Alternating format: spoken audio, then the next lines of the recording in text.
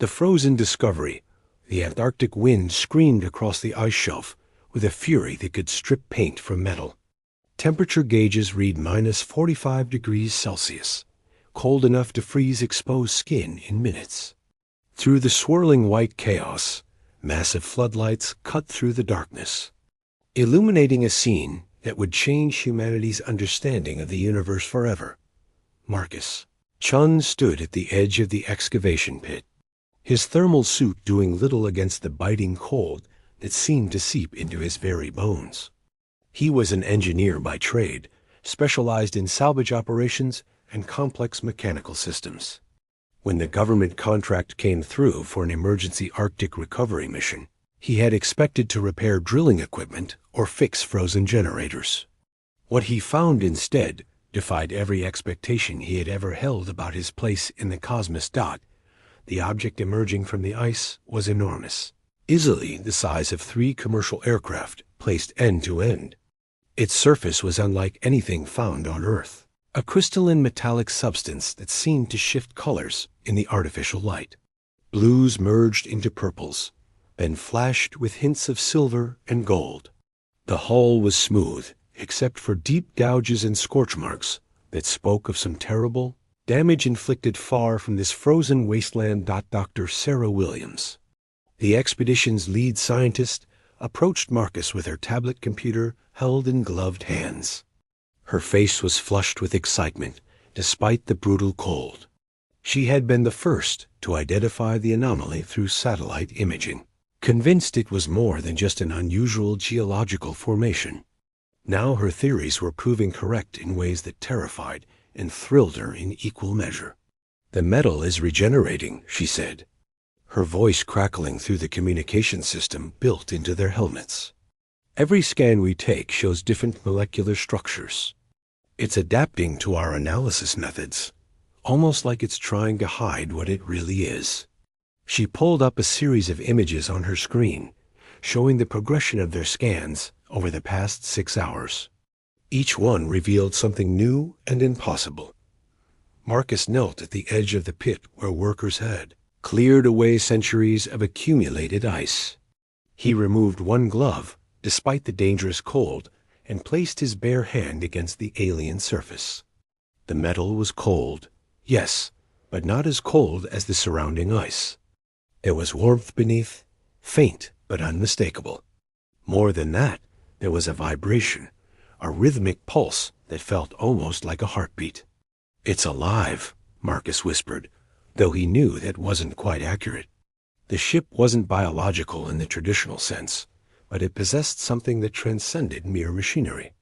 It was aware, conscious in a way that human technology could never achieve. The recovery operation took another 12 hours. Massive cranes and industrial heating equipment worked in concert to free the vessel from its frozen prison. When it finally broke loose, the sound was like a mountain groaning in its sleep. Every piece of electronic equipment within 100 meters flickered and died for precisely 3 seconds. When power returned, the ship was free, suspended in the grip of heavy cables, hovering above the pit that had been its tomb. General Richard Moss oversaw the transport convoy personally. He was a career military officer who had seen combat on 4 continents and commanded operations in the most hostile environments on Earth. Yet nothing in his extensive experience had prepared him for this moment. The alien ship was loaded onto a specially designed transport vehicle, a massive flatbed truck reinforced to carry tanks and heavy artillery. Even so, the vehicle's suspension groaned under the weight of the crystalline hull. "Get it to Facility 7, General Moss commanded, his voice carrying the absolute authority of decades in command. "I want every scientist we have cleared for this project on site within 24 hours. And someone find out what the hell this thing is before the other superpowers start asking questions we can't answer." The convoy moved slowly across the frozen landscape, a line of military vehicles surrounding the transport truck like protective guard dogs. Marcus rode in the lead vehicle, unable to take his eyes off the ship behind them. Through the reinforced window, he could see frost forming and melting on the hull in patterns that almost looked deliberate. Symbols appeared in the ice crystals, geometric shapes that hurt to look at directly, as if they existed in more dimensions than human eyes could properly perceive. Facility 7 was built into the side of a mountain range, hidden from satellite observation and protected by layers of security that would make a paranoid dictator envious. The installation had been constructed during the Cold War as a backup command center in case of nuclear attack. Now it served as humanity's premier location for studying objects and phenomena that defied conventional understanding. The ship was lowered into a massive hangar bay carved from solid rock. The space was large enough to house multiple aircraft, with walls reinforced by steel and concrete 3 meters thick. Scientists and military personnel crowded the observation platforms, staring down at the alien vessel with a mixture of fear and fascination. Dr. Williams immediately began coordinating analysis teams. She set up scanning equipment, spectrometers, and experimental sensors that had never been tested outside of laboratory conditions. Every instrument was aimed at the ship, trying to pierce its secrets.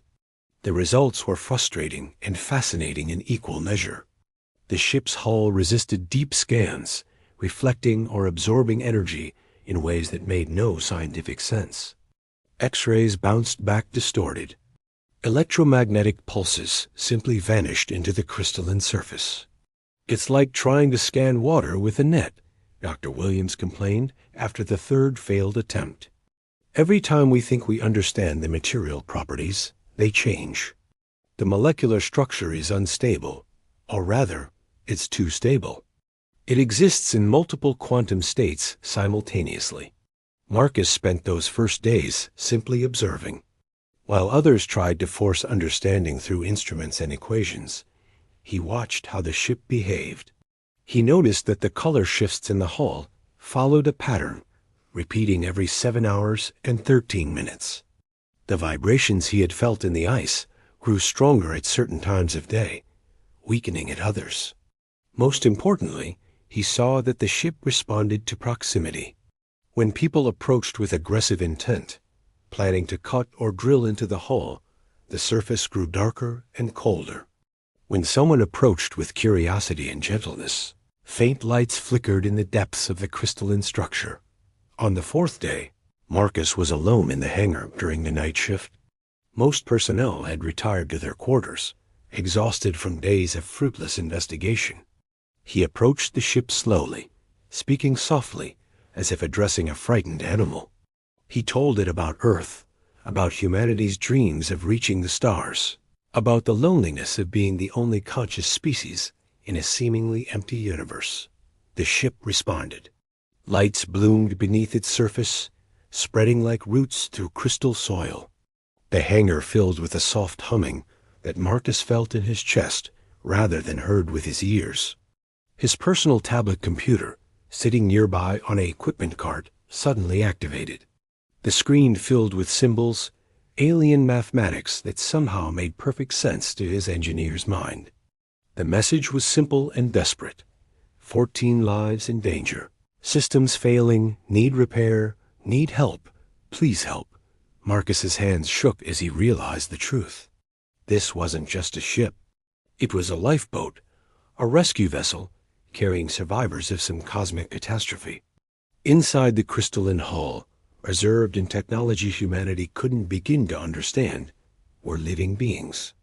Aliens, real extraterrestrial intelligence, and they were dying because their damaged ship couldn't maintain the systems keeping them alive. He ran from the hangar, his footsteps echoing off stone walls, shouting for Dr. Williams and General Moss. The implications were staggering. Humanity's first contact with alien life, and that life was depending on human compassion and ingenuity for survival. As alarms began to sound and personnel rushed to their stations, Marcus made a silent promise to the ship and its hidden passengers. He would find a way to save them, no matter what it took. The real work was about to begin. Asterisk. The human touch. The emergency meeting convened in Facility 7's command center within the hour. General Moss stood at the head of the briefing table, his weathered face illuminated by the glow of multiple display screens showing real-time data from the alien vessel. Dr. Williams presented her findings with barely contained excitement, while Marcus remained quiet, his mind already racing through possible solutions to an impossible problem. The scans confirm Marcus's interpretation, Dr. Williams explained, manipulating a three-dimensional holographic display that rotated above the table. There are definitely life forms inside the vessel, 14 distinct biosignatures. They're in some kind of suspended animation, but the system maintaining them is failing. We estimate they have maybe 72 hours before the stasis fields collapse completely. General Moss leaned forward, his hands flat on the table's polished surface. His expression was unreadable, the face of a man who had made difficult decisions his entire career. Can we extract them? Cut through the hull and pull them out manually? Absolutely not, Marcus interrupted, speaking for the first time since the meeting began. The ship's hull isn't just armor, it's part of the life support system. The entire vessel is integrated, organic technology that functions as a unified whole. If we cut into it, we'll kill them faster than the current system failure will. Colonel Rebecca Hart, the facility's security chief, crossed her arms skeptically. She was younger than Moss, but equally hardened by years of military service. So we're supposed to just watch them die? Maybe we should be focusing on what we can learn from the wreckage, rather than playing alien rescue squad. Marcus felt anger flash hot in his chest. These are living, thinking beings. They came here, whether by accident or design, and now they're trapped and dying. If we let them die when we could save them, what does that say about humanity? It says we're practical. Hart shot back. We have no idea what these aliens are capable of. They could be hostile.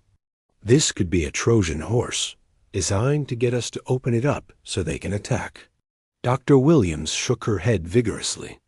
All evidence suggests this is a genuine distress situation. The ship's energy signature matches what we'd expect from a damaged vessel trying to conserve power. There's no indication of weapon systems or aggressive technology. General Moss raised his hand, silencing the debate. Chun, you seem to have established some kind of rapport with this thing. What do you recommend? Marcus took a deep breath, organizing thoughts that had been forming since his encounter with the ship the previous night. The ship communicates through a form of technology that interfaces with neural patterns. It's been trying to talk to us since we found it, but our equipment is too crude to pick up the signals. Last night, it connected with me directly, probably because I approached it without analytical instruments creating interference. He pulled out his tablet and displayed the alien symbols that had appeared on his screen. This is their mathematics, their engineering language. I've been studying it all night, and I think I understand the basics.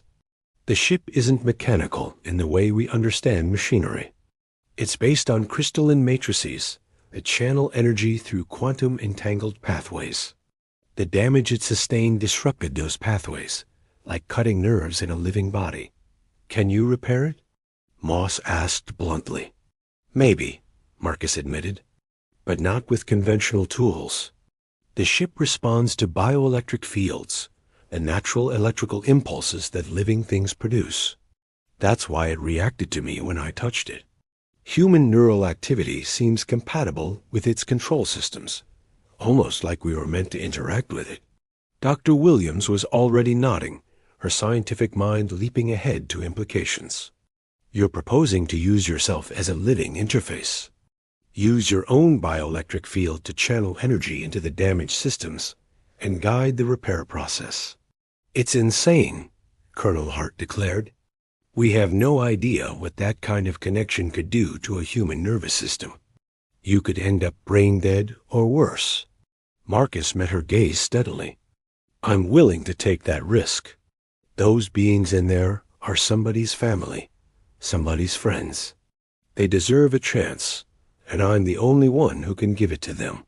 The room fell silent as General Moss considered the options. Finally, he nodded once, decisively. Do it.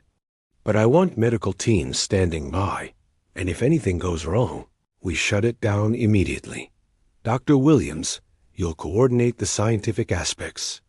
Hart, prepare containment protocols in case the aliens turn out to be hostile when they wake up.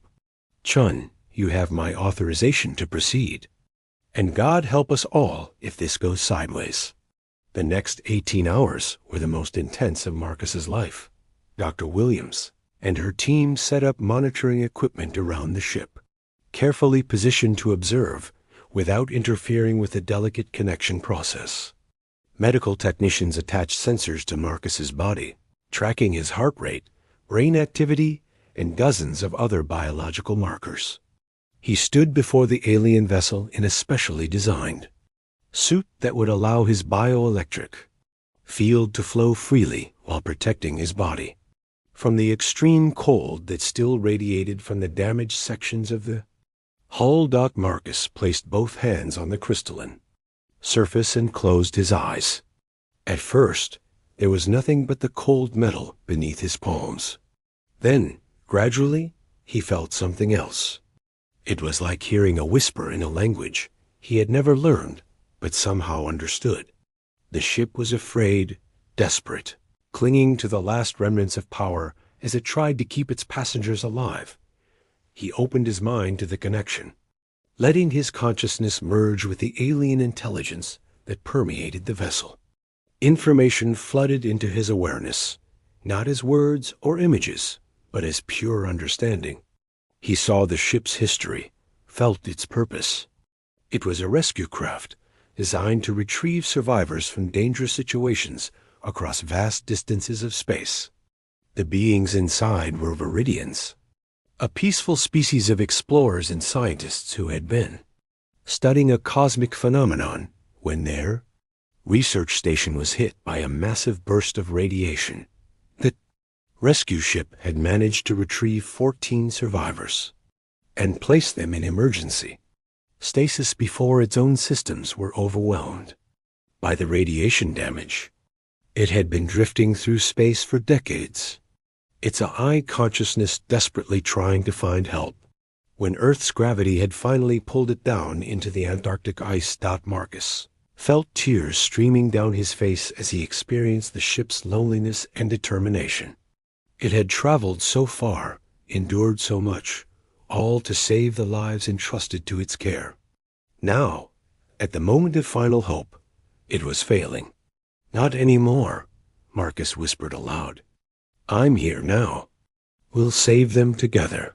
He began to work, guiding his bioelectric energy through the pathways the ship showed him. It was like learning to use muscles he had never known existed.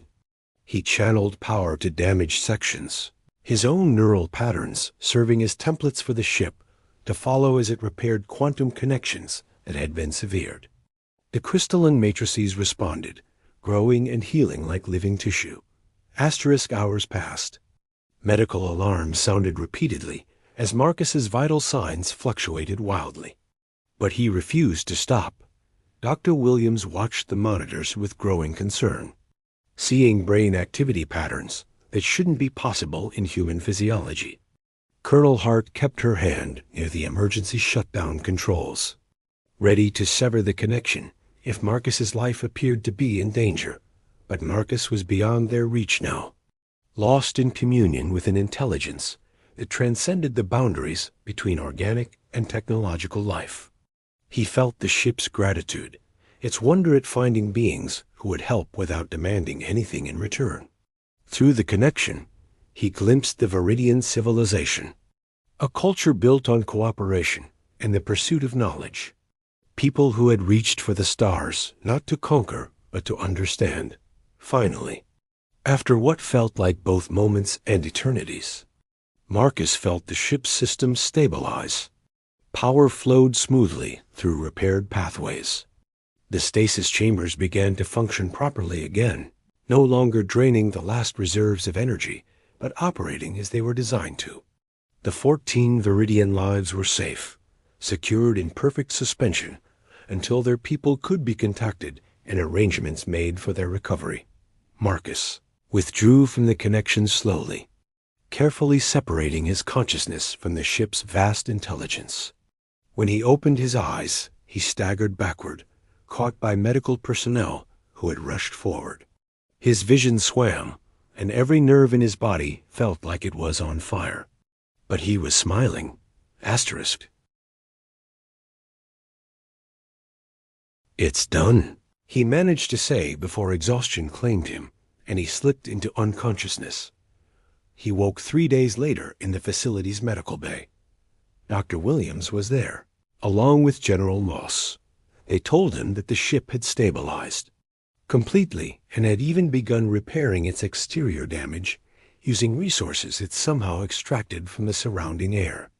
More importantly, it had sent out a distress beacon using frequencies humanity had never detected before. The Viridians were coming to retrieve their people, and they were bringing gifts of knowledge and friendship in gratitude for humanity's compassion. Marcus sat up slowly, his body still weak, but his mind clearer than it had ever been. "Are the passengers safe?" he asked, the only question that mattered to him. "All 14 life signs are stable and strengthening," Dr. Williams confirmed, her eyes shining with emotion. "Marcus, you did it. You saved them, and in doing so, you've given humanity something incredible. First contact, not as conquerors or victims, but as rescuers, as friends." General Moss stepped forward, his stern expression softening into something that might have been pride. "The Viridians sent a message through the ship's systems. They're calling you Keeper of Life, a title of great honor in their culture. When they arrive, they want to meet you personally and establish formal relations with Earth. You've changed everything, Chun." Marcus looked out the medical bay window toward where he knew the alien ship rested in its hangar. He could still feel an echo of the connection, a faint awareness of the ship's gratitude and the peaceful dreams of the sleeping Viridians. Humanity had reached a crossroads, and somehow, against all odds, they had chosen the path of compassion over fear. "I just did what anyone should do," Marcus said quietly. "I helped someone who needed it." But as he watched stars beginning to appear in the darkening sky beyond the reinforced windows, he knew that simple act of human kindness would echo across the galaxy for generations to come. The Viridians would tell their story, and other species would hear about the strange beings from a small blue world who had saved lives at great risk to themselves, expecting nothing in return. Humanity had announced itself to the cosmos not with weapons or threats, but with open hands and willing hearts. And the universe, vast and ancient and full of wonders, had noticed. The age of isolation was over. The age of unity had begun. Asterisk.